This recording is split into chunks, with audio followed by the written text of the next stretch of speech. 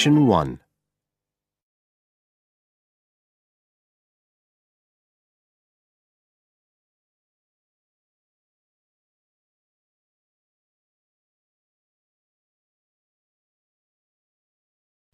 Exercises 3 and 6.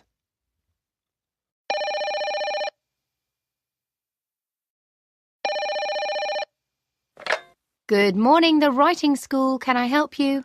Oh, hi. I'm ringing about the online writing courses you advertise on the internet. Yes. Would you like me to send you a brochure? I would, but I also have some questions. Okay.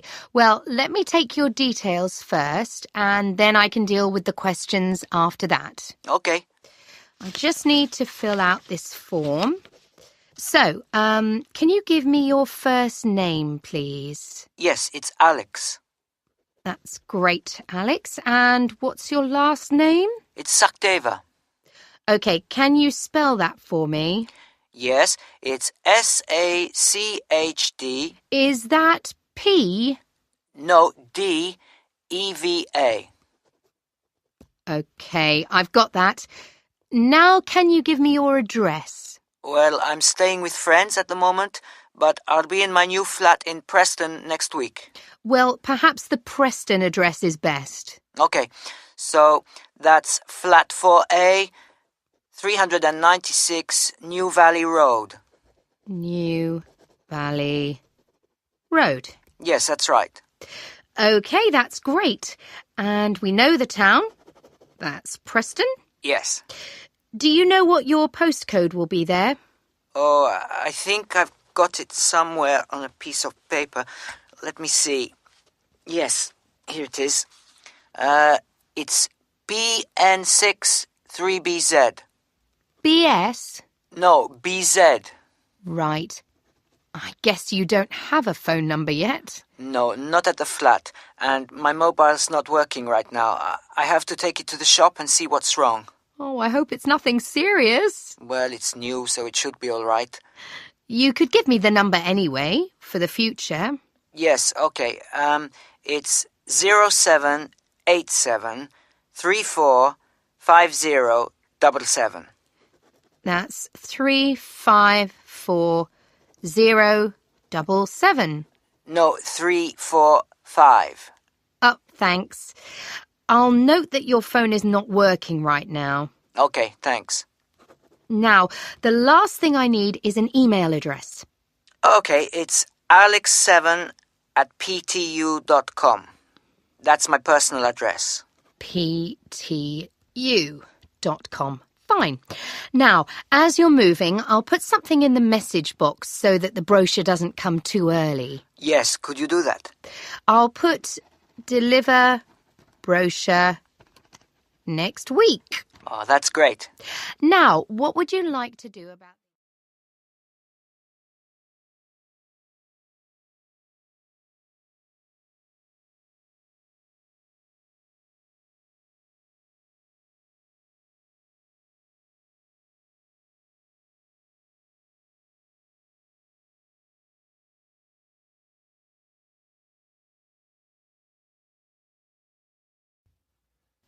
Now, you can see on our website that we have a lot of courses. What are you interested in doing? Well, I don't want to publish anything. I just want to raise the standard of my own writing. Yes, it depends on whether you want to, write creatively or for fun. We also have fiction writing. That includes writing children's stories. Well, I work in an advertising agency, so I'd like to write better so that, I'd like my salary to rise. Okay, so we can send you our brochure for business writing. And if you think it'll be right for you, then you can enroll. Great. What happens after that? Then we send you the course pack. What does that contain? You get some books that will help you with your writing skills, an audio course on CDs and instructional DVDs to watch, and some lesson texts to read. Okay. What if I change my mind? Well, you can send the materials back to us. You have 21 days to decide, and we'll refund your fees within that time. Oh, that's quite good. I see. So the enrollment fee includes the course materials? Yes, it does.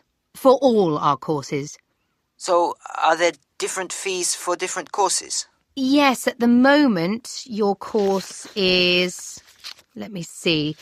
They've just raised the prices. It was £340, but I think it's £375 now. Yes, fees rose a month ago, I'm afraid, by 10%. Most of our courses are now between £300 and £400. Okay, that's not bad. So who will teach me? Well, before we decide that, you do your first written assignment. It's like a personal profile. So I write about things like my background and where I was brought up? No, it's the future we're interested in. Oh, okay. So what I want to get from the course and how it will help me to achieve my ambitions? That's right. We get a picture of who you are and your needs, and then we match you to a personal tutor who will teach you and work with you. That's a good idea. And how do I get that to you? Well, you send it in to us by post or through our website. What about lessons? There are 15 lessons altogether, and each one has an assignment. And what sort of feedback will I get?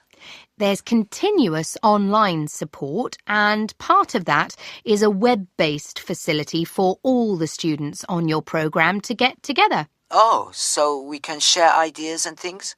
That's right, with no need to go into a classroom or be tied to weekly schedules. Okay. Thanks. I think that's all my questions. Don't hesitate to call if you have any more. Okay. Thanks. Bye.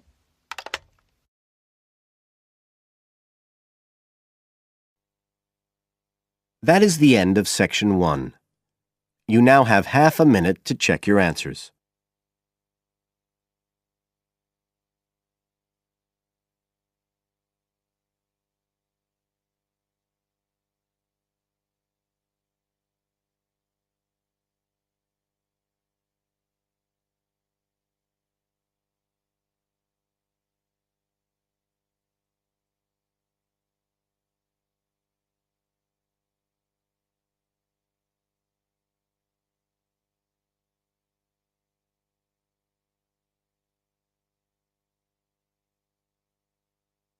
Now turn to Section 2 on page 67.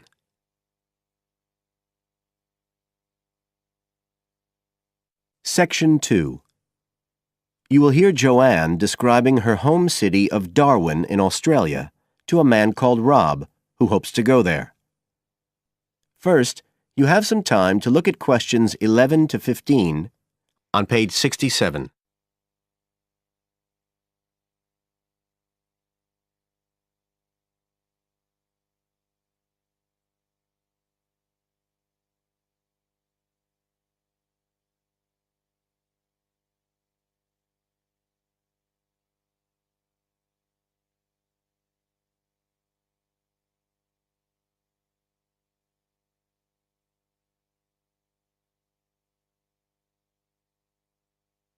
Now listen carefully and answer questions 11 to 15.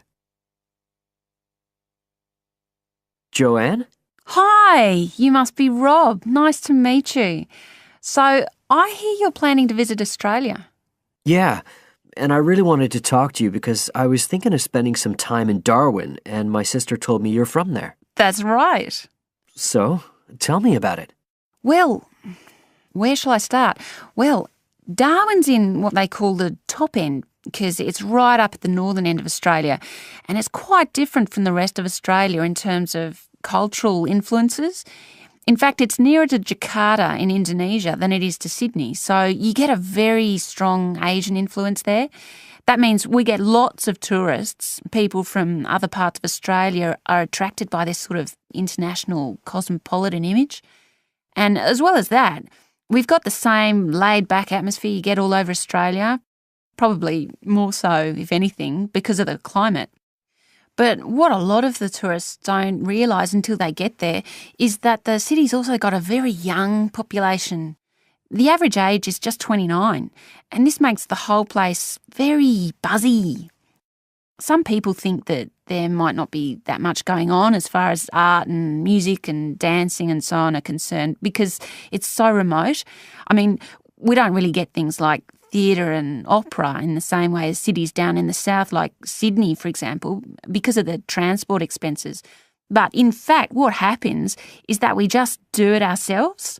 Lots of people play music, classical as well as pop, and there are things like artists groups and writers groups and dance classes. Everyone does something. We don't just sit and watch other people. You said it's very international? Yeah, they say there's over 70 different nationalities in Darwin.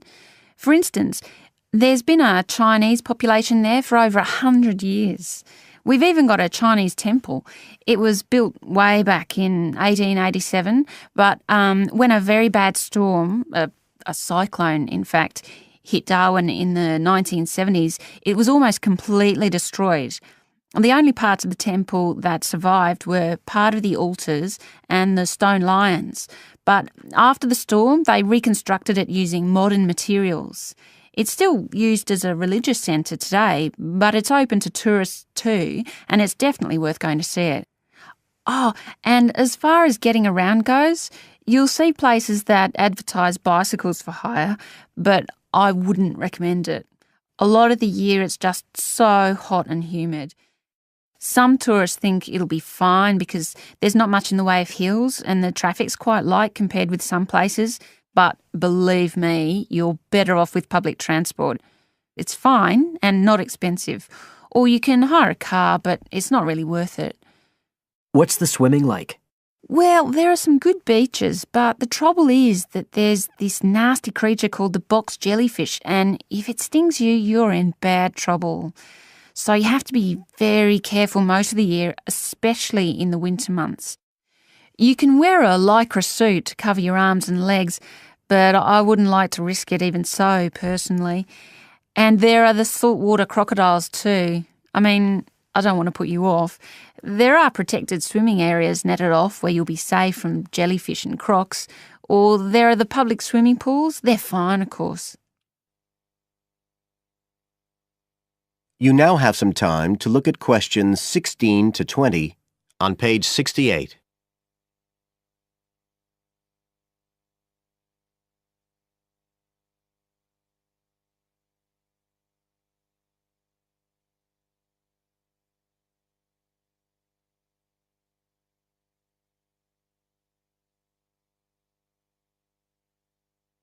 Now listen and answer questions 16 to 20.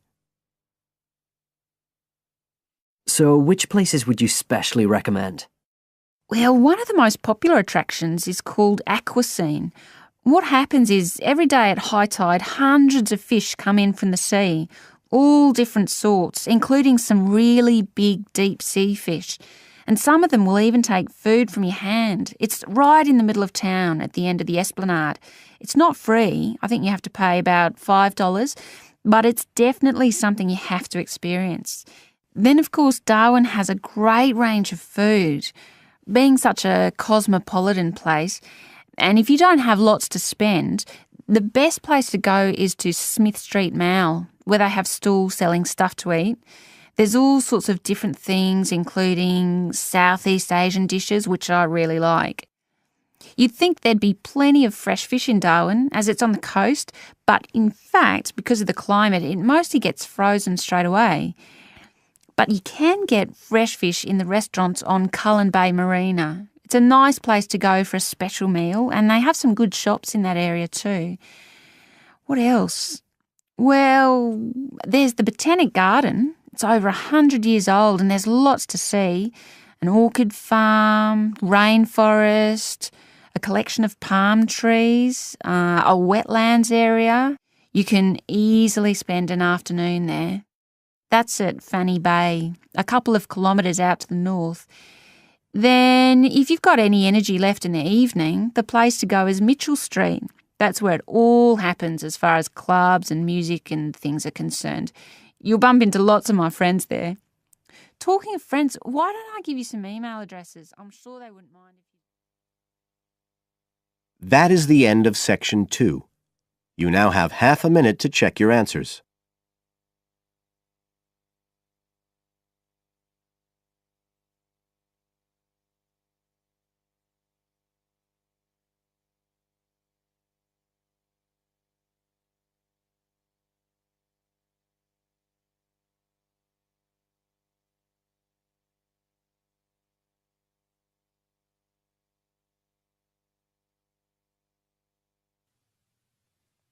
Now turn to Section 3.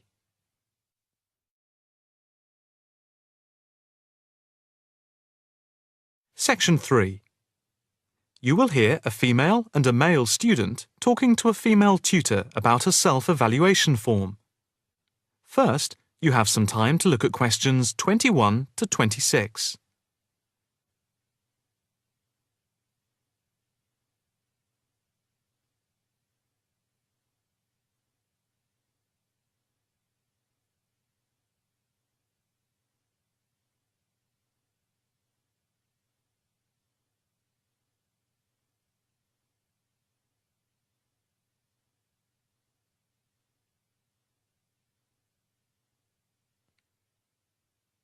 Now listen carefully and answer questions 21 to 26.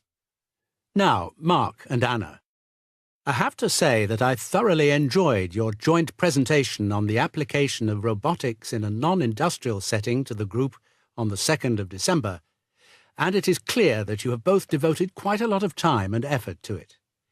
Have you had a chance to fill in the self-evaluation form for the session? Yeah, we have. So, Mark, what do you think overall? Well, generally I felt the presentation worked very well. In fact, we seemed to hold the attention of the others throughout. And the pace of delivery was fairly even, as were the range of activities we organised. I agree with Mark, but I'm not sure we were comprehensive or academic enough. No comment, really, except that I don't think there was any question of it not being thorough. I think we were a bit too chatty and too jokey at times, rather than formal.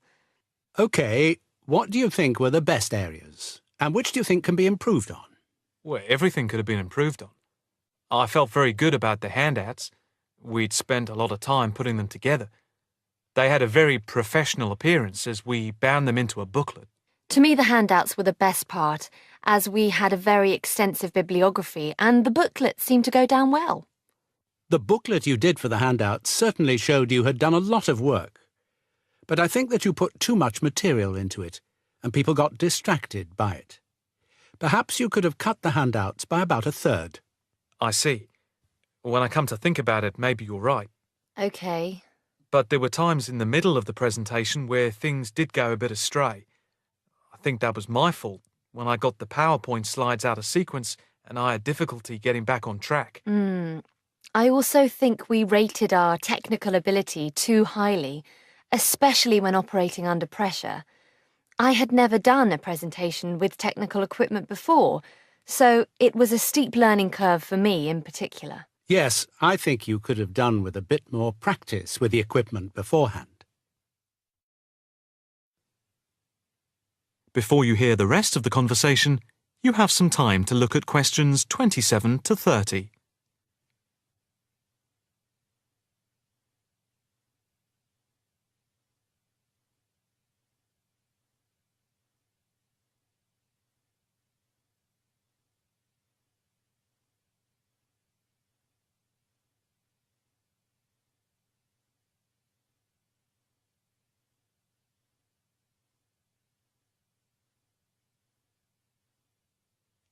Now listen carefully and answer questions 27 to 30. What about the next item on the feedback form? The aims and objectives.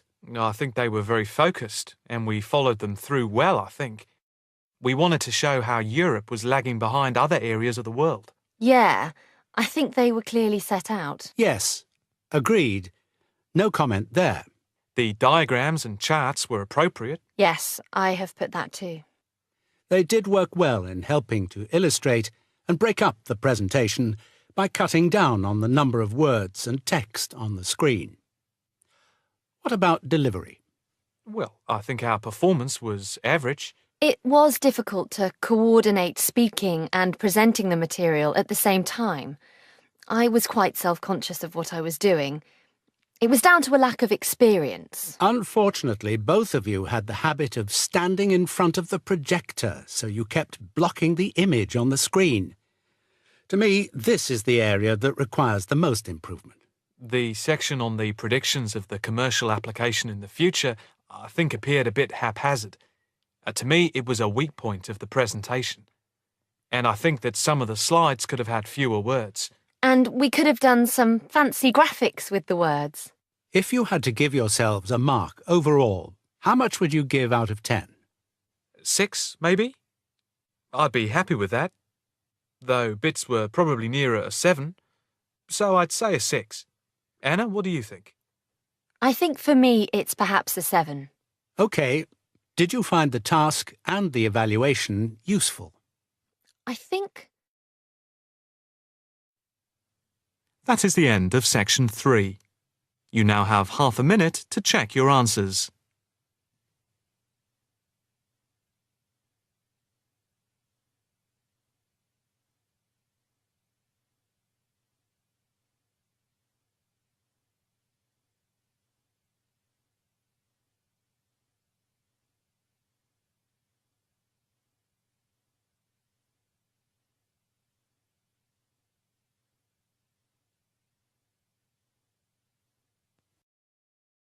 Now turn to Section 4.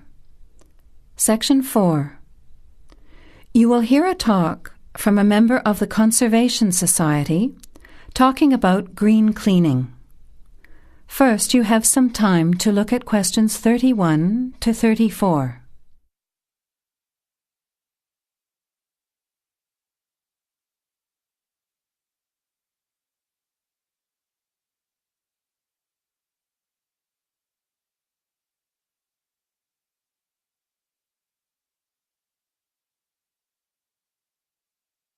Now, listen carefully to the talk and answer questions 31 to 34.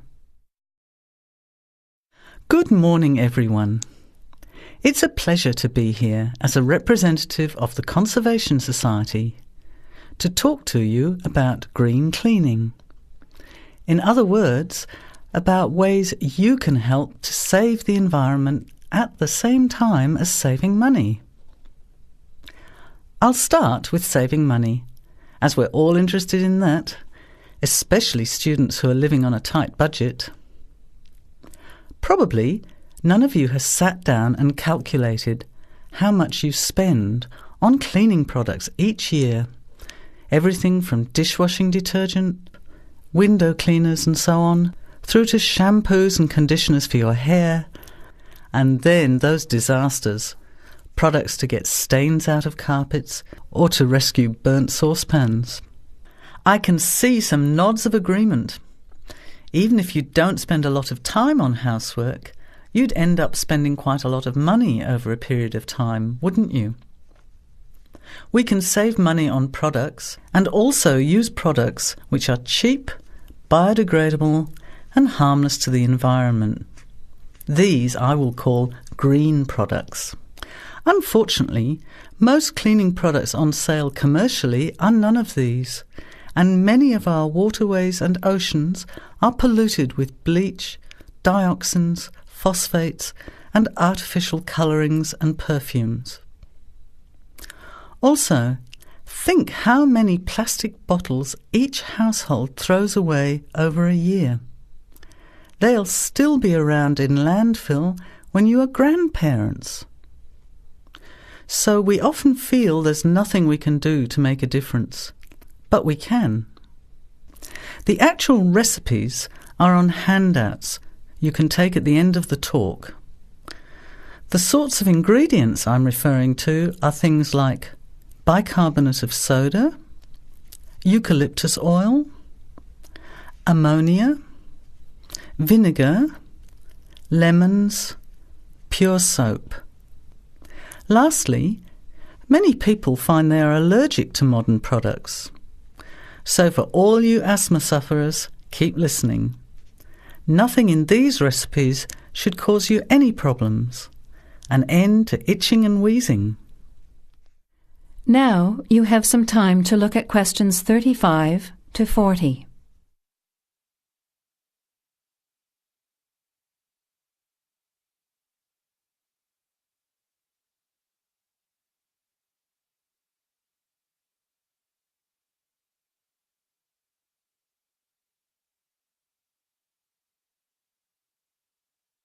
Now listen and answer questions 35 to 40.